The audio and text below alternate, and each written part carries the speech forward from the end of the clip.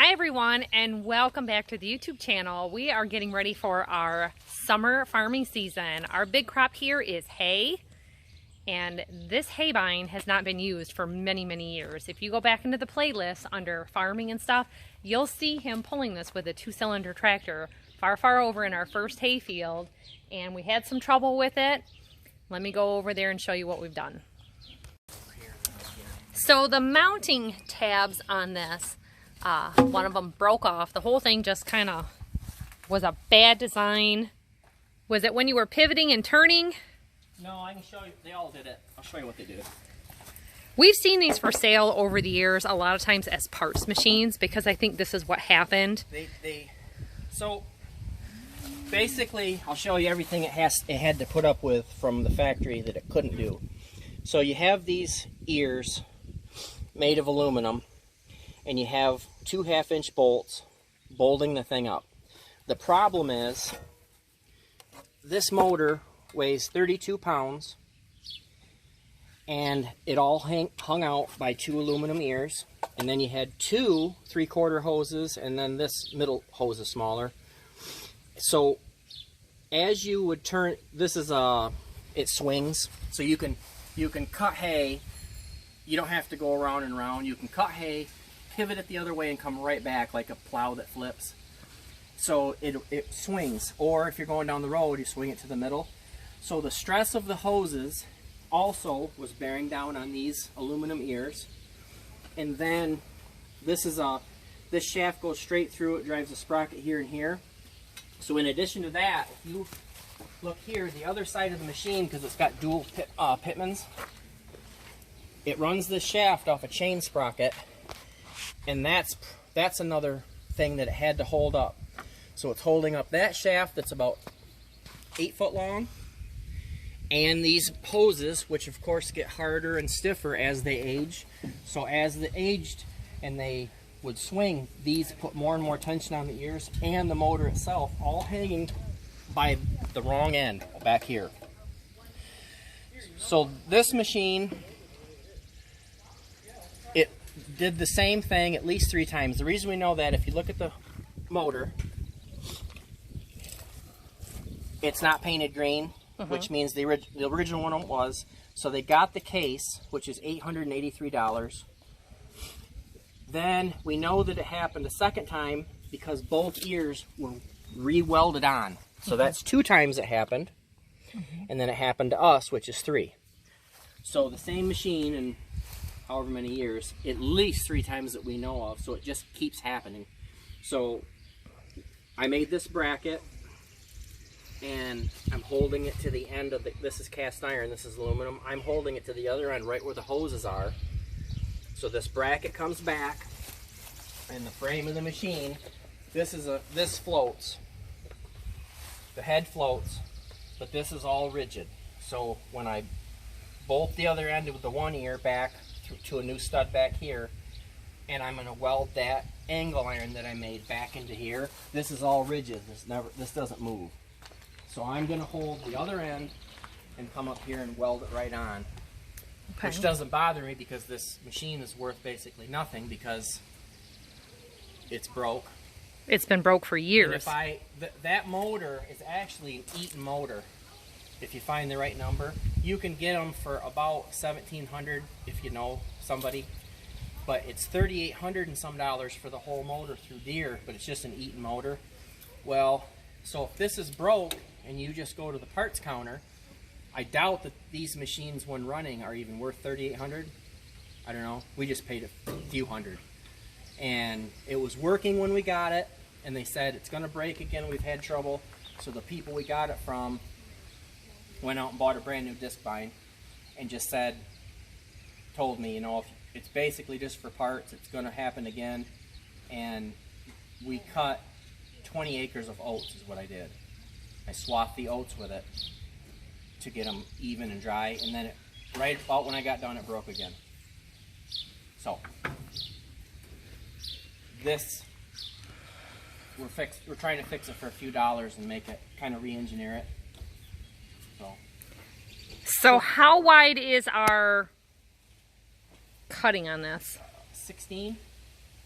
And how is big is the sickle bar? 7, but you only cut about 6. Mm-hmm. How big is this? I think you said 14. 14, because they made this in a 12. The 1600A was, you could get it in 12, 14, or 16, but Trey said it's a 14. Okay. So it's the middle one. So more than double. And another thing about these, they really fly. The sickle bar is geared up really fast. You can't even see it, and you can really move. So they were a tremendous machine. They just had that's a pretty bad engineering flaw for what they were trying to do, to hang all that, suspend all that weight and all that movement off a couple of aluminum ears. Just didn't work. So I think I saw newer ones where they got rid of the shaft. I think it was a Deere, and they had 2 of those. They call them a high torque drive motor. And I think they got rid of the shaft and had 1 on each side, which would be even more expensive, but it would eliminate that because there's 2 U-joints over there and a carrier bearing. So it seems like I saw a newer one that they changed them, but yeah. But very high production machine. They really cut. And it'll help us a lot with that production because he added more hayfields last year, and he whipped the sickle bar mowers to the point that he was taking parts off the parts one and didn't have more parts. We were cannibalizing the spare because we would break a spring, like a coil spring that helps them float, or some part, and we would call and it was available, and they'd say, well, there's only 1 left in the nation, or 4, and we're not making them anymore. So it's temporary that you can even buy them, and just the smallest little thing would be $300 or $400. So I just chose to go steal it off another one for free. We wouldn't have had to do that. It just saved us money. So it tells you that these parts that you can't make are coming to an end on that particular stuff, and they want too much anyway. So it's just time to get this one dug out. So if you've got the space for a parts machine, it's always to your advantage to do that whenever possible. Right now, so his goal is to get it operational. I came out yesterday and I noticed this back section was lacking paint. So he told me it doesn't get cleaned off or aired off the way that I like it. Then it gets rained on, it gets wet, and then it starts losing paint. So I said, oh, that won't take long. I'll get in there and do that. Go along the top. So my goal is always to make things look better, and his job is to make it look functional. So we stopped and picked up some more John Deere paint in the Farm and Implement Rust-Oleum. It's been working out really good for us, and I'm just going to brush coat this real quick just to seal that. I have to kind of start in on this end and let him do his welding down there, but you know, I don't want to paint the whole thing. There's too much work to do that. But I'll do that little bit of touch up maybe down here just so that there's no bare metal, so that it, hopefully if he gets it all going great, then we can get a few more years out of it, because farm equipment is expensive and hay is not expensive enough. So it's one of those things that you want to get by with what you've got for as long as you can. So we'll show you what it looks like. We'll show you the repair, and hopefully it will help you if you're having trouble with your 1600A or a similar design. Can you give me that towel to put over these? Ooh.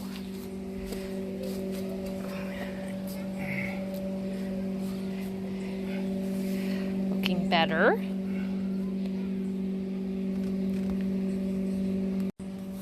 And I just real quick went over some areas here that had bare paint from, must be the hose rubbing on it when it was turning. Just a quick touch up.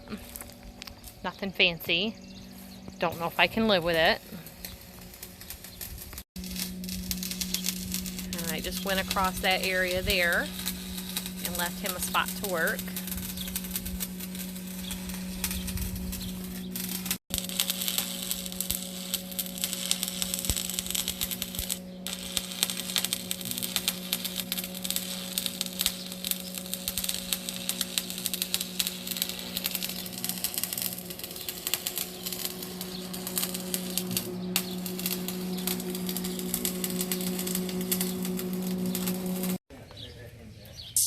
Now, part of the project of doing this was gathering up hoses and fittings to do like 45-degree angles here. The varieties of what is available and not, especially at farm stores, they might be short stocking the stores right now. A lot of them had one fitting at one store, another fitting at another. You couldn't buy a set of two. So we did find a place locally that makes hoses, and he was able to get everything he needed there and take back to the store unnecessary parts that were causing an increase because of putting several fittings together to make what he wanted. So what do you think? I can show you. Will it hold? It won't even wiggle. It's just one. One thing we could do is come up from this angle piece I made and attach it to here. If we had to, we'll run it. But as of right now, you could jump up and down on it and it won't budge. That's at least quarter. I don't know what that is. It's kind of a shiny looking. It's not like normal cheap. It's pretty good stuff, whatever that is. I think that's what we used that fork thing, the bedding fork that we made. No, that was different.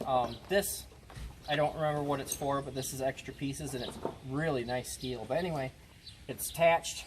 I welded a 1/2-inch stud to the machine because where this ended up being indexed now compared to where it was, where the bolt holes got destroyed from it being wobbly, I welded a stud on there. The first time it came off, so I re-welded it better. And I had to weld a stud on because there's a bracket behind here. I couldn't put a bolt through, so I've got that. Just the one seems to be, and I got everything aligned perfectly this way and that, angles, height, in and out, everything. It's kind of slow, but I got it. It's true. And the shaft is straight. It never got bent or anything. I checked that. So we'll hook the hoses up. And well, let me paint before you start hooking up hoses so that it's got time to dry. Well, these hoses are coming right off. See yeah. how bad a shape they were in? They're toast. We got new ones, so. Yeah. And then we should have got a 90 for this guy, and I didn't even think about it. I don't even know what it does if it's a bypass. I don't know. It just kind of goes back to the storage tank, which is up in the hitch. There's a plastic sight glass and like a radiator cap here, and there's oil all in that hitch. So so that particular hose, I guess it's this one, and it just kind of goes back to the filter base or tank. Yeah, the filter base. Maybe it's a filter bypass. I don't know. And what are the hoses up at the front, hooking up your hydraulics to the tractor? The way this works, yeah, I'll show you. There's 3 hoses in the front. So the whole machine runs on hydraulic from your PTO. And then there's 3 hoses. One of them is... That doesn't look so good. Yeah, I'll run that till it blows. It looks bad here too. Yeah. So these 2 run your swing, which is that big cylinder back there. You can run it way over here, any way you want. And then it's got a single for lift. And that runs the 2 cylinders on the back. So that's what these do. So then it had lights. It has electric. One of these is lights and one's electric. It's got a fore and aft for your head. You can change stuff, and that runs on this electric motor. Runs this cylinder, and that adjusts this. So, like I say, they're quite elaborate. Too elaborate for me. I was being real careful trying to not paint things that I wasn't sure about. But, you know, all this, that's a spray job. It's too much. The main thing was getting that paint on those bare spots. So I'll try to get up in there and get that painted and show you what that looks like up close.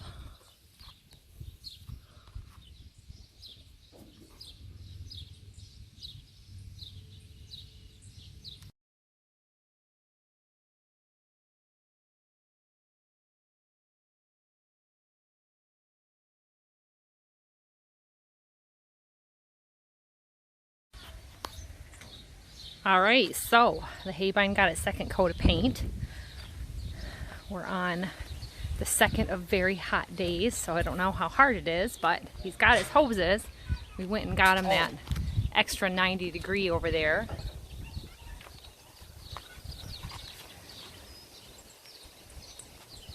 Because right there on that one, he was missing a 90 degree to take any tension off the hose, so we went and picked that up this morning. And I will tell you, shop around for your hydraulic hose fittings or ends, because some places are really high. We found out CarQuest will make hydraulic fittings and they're super high priced, where some places that are meant more for trucks, they don't have the John Deere price on them and things. So definitely some money savings there. And with him and all of his DIY skills. Well, here, let me show you a fitting. This little, this is a 3/8 JIC fitting with a swivel, just a 90. That's like $11.99 at all the farm stores. And we just went to a truck store construction place. It was $3 with tax. If you pay tax, Yeah. $3. So Yeah, savings. So originally, like I said, we'd gone to the farm stores, and to make work what he wanted, we ended up going to 2 or 3 different farm stores to get the supplies. And then he decided to check on the price at the truck store and took everything back to the farm store when he knew he had the other parts in hand. I bought them planning on going to the other place, but just in case, they have so few fittings on the shelves, I bought anything it might possibly be. And then we needed none of it. All worked. We was just an insurance, buy them, because they acted funny when I asked if we needed another one, when it was like, yeah, who knows count when. on it, buddy. So I was like, well, I'll buy what I anyway. So for a fraction of the cost, Yeah. we got it done later.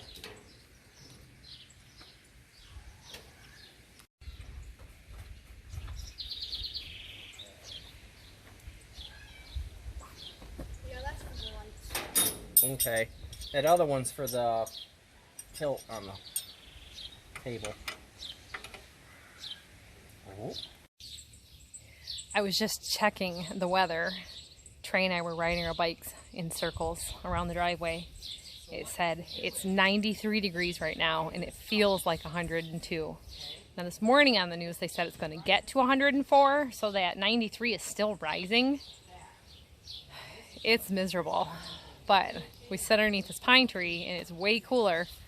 I started getting too hot riding the bike around, but it's good exercise for you and it's nice entertainment instead of just sitting inside on our butts all day. Do I have a swimsuit? That guy wants me to come play in the kiddie pool. I haven't had a swimsuit since Trey was a baby, and it's probably about 4 sizes too big. Yeah, and it's a nice way to cool off for the little kids. They have the total backyard almost completely shaded right now this time of day because of the maple tree and some of the more mature fruit trees back there. So they are literally made in the shade. They're doing super good. So I did my hot work for the day this morning, and when I quit, it was at about 86, 88 degrees by putting the second coat of paint on that haybine. Unrelated to the whole haybine situation, we had to go pick up some parts for him for the haybine and an electrical resistor. Jack's working on his 57 Chevy truck, so he's getting that running. If you haven't watched his videos, he's over there on Jack the Rail Fan. I can put a link down in the description, but it's really neat how he's getting this old truck going on his own. He's doing his own wiring and kind of bypassing the original system because what is left of it was pretty mouse eaten up or already replaced by somebody else. It was his family's truck. They sold it off, went to a farm, then him and his dad got it back and used it for a farm truck for a little while, and it's been sitting for 30 years, and it cranked for the first time in 30 years yesterday because he took apart the starter, cleaned out mouse nest, did some testing and whatnot. So he took an old battery, put it on the charger, and he's ready to get going on that so he can do possibly a full start today, a full cold start in 30 years. So Guy was just telling me he had to add a grease zerk here, so we had to get some brass fittings here to be able to get that grease zerk operational again. And the gear oil didn't have like a dump spout, and they were all under pressure just from sitting here in the sun. Yeah, the little pressure valves, your little vent, when you get a little pressure that just lifts up, and then a spring closes it to keep the dirt out. And both of them were rusty and stuck and weren't working, so just the air temperature outside had a little bit of pressure in each gearbox. It hissed a little bit when I loosened these up, because what happens is if you would have went out and run it on a day like this with these froze up, the heat of it running and the air just eventually blow out seals, and then they leak forever until you take them apart. So they don't seem to have a drain hole. We're going to put oil in them and see how they are, because we don't know. So it's been a while since I've run this, or since he's run this, and I did him a favor of going around. I went to the other side and I made a little video and took some pictures of like the belt and the chain wiring. He was kind of redrawing it through the belt when he was working with it another time, but all things to have to know, because sometimes, you know, like a sticker like this is gone. That's the thing that, you know, I said in the past, it's always hard about painting equipment, getting all the stickers. Like this one, you can't even read it to see what's on there. I'm sure you could probably look it up. But all new hoses, all his fittings, looks real good. And then, you know, if you're looking at buying used equipment, people say field ready. Well, someone's field ready may be different than your field ready. Like, we'll run tires in bad shape like this because it's got a tube in it, but we know, hey, we need to keep an eye on that. But I wouldn't want to sell this, haul it across the state, trailering it home, and, you know, something like this, it's real wide. It may not fit on a trailer for that. I noticed doing his paint touch up here, there's 2 bolts down here. This one's already half gone from this whole cock going sideways here. 1, 2, 3, 4 bolts missing, so he picked up some parts for that. I keep flipping this up to paint. So we just keep catching little things, but got the diagram here of all this. Got parts numbers for him for cross-referencing, because invariably, you know, you start looking here and it's been sitting a while, you don't know what's going to happen. Just to be safe. That's a double V-belt. I thought it was a triple from the top, but we got into all that with that chopper, having it sit for a long time. He's telling me just keep on painting and get the whole thing, but yeah, he's got real big heavy duty automotive sprayers for doing that kind of work. And I tried a Wagner sprayer last year and it left a terrible texture on all my furniture projects, so I took it back. Some people that I watched do videos use the cheapos at Harbor Freight, but I haven't tried that yet. Maybe later this summer. It'd be good for a project like this, getting in there. So Trey's got a show and tell for us. Look at this. So he figured out one of the belts or chains on the other side was running the conditioner wheels or pressing wheels. So he left that disconnected for now to try this without putting it under a lot of strain or load. George decided to go get his tractor. Hi, little buddy. Are you tractoring too? Okay. He's been having a good time.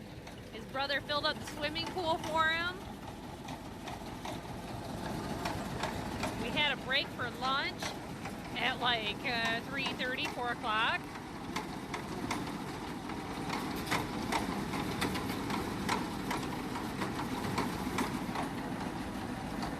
I hope he's watching the barn side.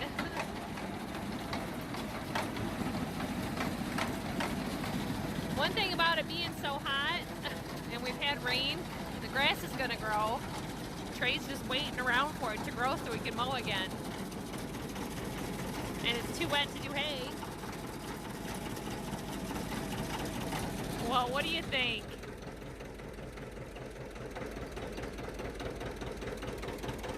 So when do you think you'll be able to cut any hay? Huh? When do you think you'll be able to cut any hay? It's gonna rain tonight, and then we get 10 days. All right. Out and forecasted. Okay. So it's tomorrow. Oh, great. Well, yep, possible thunderstorm tonight, I guess, during the night. Very early morning hours. Yeah, see? Oil and grease. Good job. All right. Well, look at that.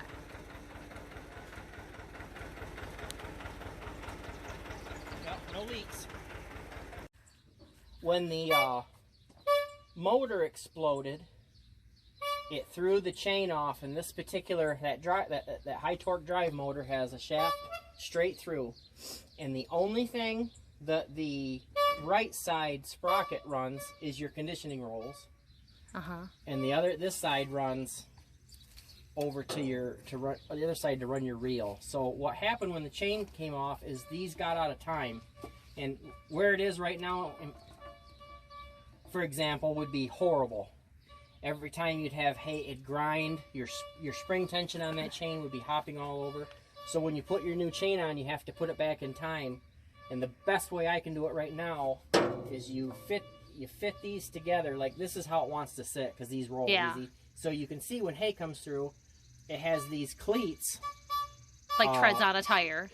Huh? Like treads on a tire. Yeah, and when they fit together, this is what does the crimping, the bending back and forth of the plant. Well, this would just bind up and plug and break stuff. So all I'm going to do, it's easy to do. You can see right here, now they're fit right together perfectly. Yep.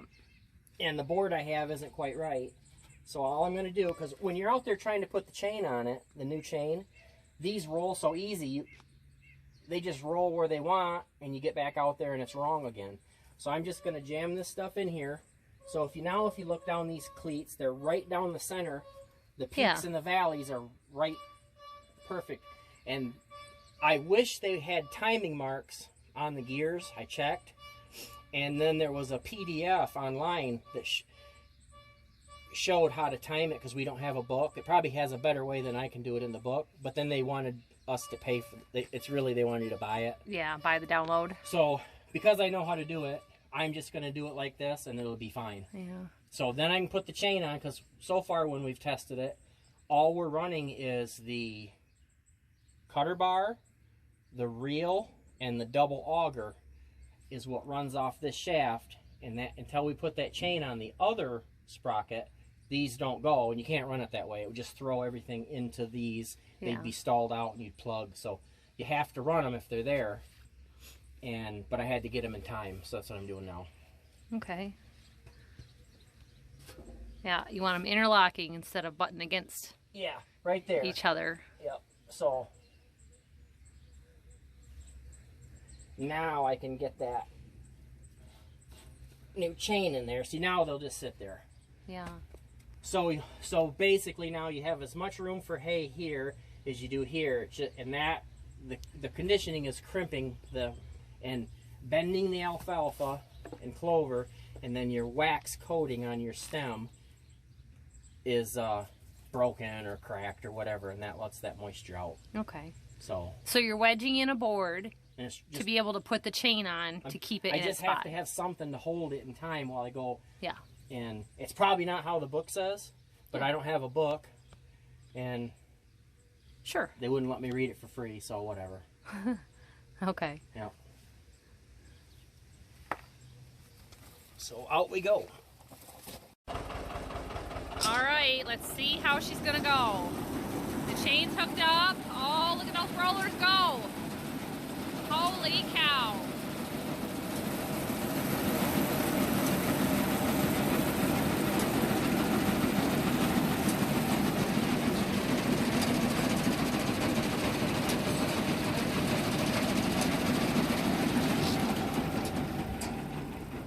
Wrenches. Wrench fell off the thing. That's scary. You hear a ting. All right. She's timed. She's tested. Here we go.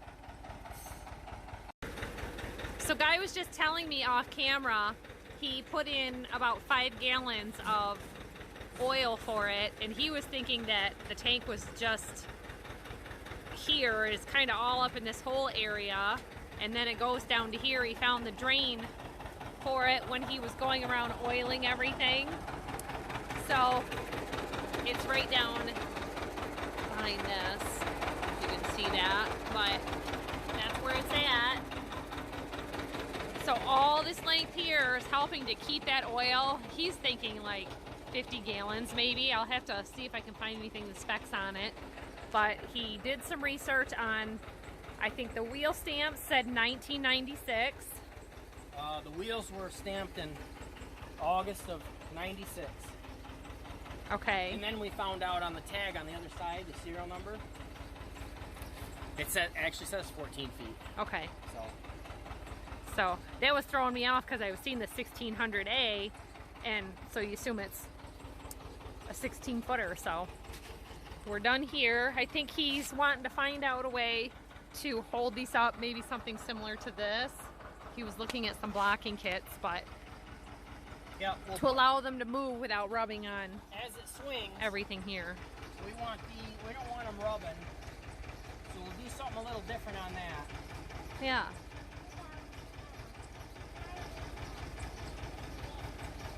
Okay, so that's this video, everybody. We're gonna call it good, and you'll catch us later on this summer cutting hay, because we are making lots of content and we're getting this stuff out to you in the order of importance and bumping videos this way and that, so that you see what's going on currently, and then anything that's important to farming or off topic of this, I'll just bump it back further, and when I get busy working on something else, you can watch those videos. So in the meantime, like I said before, go to those playlists, watch your favorites, share it with a friend, give us a like button, little thumbs up, and we'll see you next time. Bye-bye.